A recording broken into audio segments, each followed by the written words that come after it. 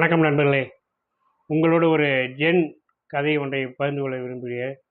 ஒரு ஜென் துறவி இருக்கிறார். ஜென் துறவி என்றாலே ஒரு தத்துவார்த்தமான வாழ்க்கை வாழக்கூடியவர்களாக இருப்பாங்க. சீடர்களுக்கு நிறைய கருத்துக்களை சொல்லி நல்வழிப்படுத்தக்கூடியவர்களாக இருப்பார்கள். ஆனால் இந்த ஜென் குரு கொஞ்சம் வேறுபட்டவர். என்னன்னு பார்த்தோன்னா, அவர் சின்ன சின்ன திருட்டுக்கள்லாம் செய்வார். பிடிபட்டுருவார். அவர் ஜெயிலில் போட்டுருவாங்க. சரி, ஜெயிலேருந்து வெளியில் வந்ததுக்கப்புறம் பழையபடியும் திருட்டுத்தனம் பண்ணுவார். பழையபடியும் ஜெயிலில் போடுவாங்க.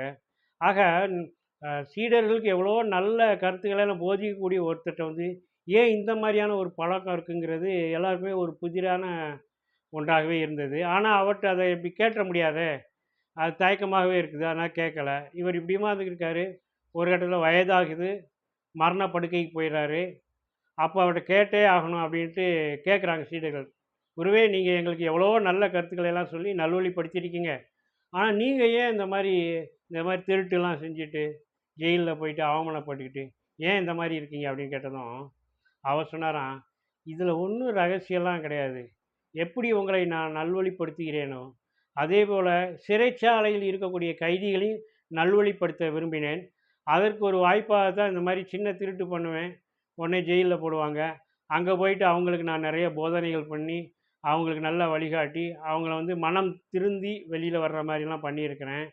எனக்கு வாயிட்ட அந்த நீதிபதியும் ரொம்ப நல்ல மனுஷன். சின்ன திருட்டாக இருந்தாலும் அவர் எனக்கு ஒரு 6 மாதம் அப்படிங்கிற மாதிரிலாம் தண்டனை கொடுத்துருவாரு. அப்படிங்கிறப்ப அந்த 6 மாதம் உள்ளே இருந்து நல்லா அவங்களுக்கு பயிற்சி கொடுத்து அவங்களோட மனதை வளப்படுத்தி அவங்க வெளியில் வர்றப்போ ஒரு திருந்திய மனிதர்களாக நல்ல மனிதர்களாக வர்ற மாதிரி பண்ணியிருக்கிறேன். இந்த மாதிரி நிறையா பேருக்கு நல்வழி காட்டியிருக்கேன். அது எனக்கு ரொம்ப திருப்தியாக இருந்துச்சு. அதனால தான் நான் இந்த மாதிரி திருட்டு பண்ணுறது, ஜெயிலுக்குள்ளே போகிறது, அவங்களுக்கு பயிற்சி கொடுக்குறது இப்படிமா இருந்தேன்.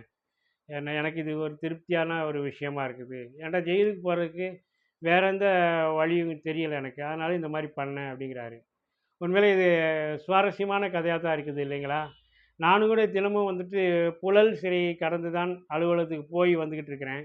அப்போல்லாம் எனக்கும் தோணும், நம்மலாம் ஒரு தடவையாவது இந்த மாதிரி ஜெயிலுக்குள்ளே போயிட்டு எப்படி இருக்குன்னு பார்த்துருக்கோமான்ட்டு. ஒருவேளை இந்த ஜென் குரு மாதிரி நானும் ட்ரை பண்ணும் போல். நன்றி, வணக்கம்.